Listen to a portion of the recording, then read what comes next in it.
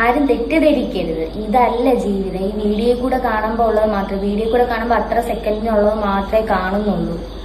അല്ലാതെ അത് കഴിഞ്ഞിട്ടുള്ളതോ അതിന് മുമ്പുള്ളതോ എന്താണെന്ന് നിങ്ങൾ അറിയുന്നില്ല. ഡോക്ടർമാർ പോലും പറയുന്നു അനാമിക 17-ാം വയസ്സിലാണ് ഗർഭിണിയായതെന്ന്. 3 മാസം ഗർഭിണിയായിരിക്കെയാണ് വിഷ്ണു അവളെ വിവാഹം ചെയ്തത് എന്ന്. കുഞ്ഞ് ജനിച്ച് ആഴ്ചകൾ മാത്രം പോസ്റ്റ്മോർട്ടം ഡിപ്രഷനിലൂടെ കടന്നു പോകുന്ന അനാമികയ്ക്ക് ഇത് വലിയൊരു ഷോക്ക് തന്നെയാണ്. ഭർത്താവും അമ്മായിയമ്മയും ഇപ്പോൾ ഒളിവിലും പോയി. പുതിയൊരു ജീവിതം കിട്ടിയെന്ന് ആശ്വസിച്ച് ആ പാവം കുട്ടി കഴിയുകയായിരുന്നു. എന്നാൽ യഥാർത്ഥത്തിൽ അതൊന്നുമല്ലായിരുന്നു സത്യം. വിഷ്ണുവിന്റെയും അമ്മായിയമ്മയുടെയും കൂടെ ഒപ്പമുള്ള അനാമികയുടെ ജീവിതം അത്ര രസകരമല്ലെന്നും വേണ്ടി വന്നാൽ അനാമികയുടെ ജീവൻ വരെ അപായപ്പെടുത്താൻ യാതൊരു മടിയുമില്ലാത്തൊരു ദുഷ്ട സ്ത്രീയാണ് ഉദയഗിരിജ എന്നാണ് അനാഥാലയത്തെ ചുറ്റിപ്പറ്റിയുള്ള ആളുകളും അവിടത്തെ അന്തേവാസികളും എല്ലാവരും പറയുന്നത്.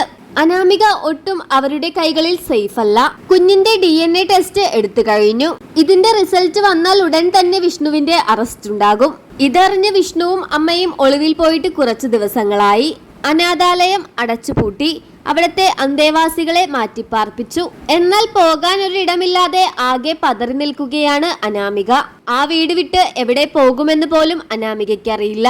എത്രയൊക്കെയാണെങ്കിലും വിഷ്ണുവിൽ അനാമികയ്ക്ക് ഒരു കുഞ്ഞ് ജനിച്ചിട്ടുണ്ട്.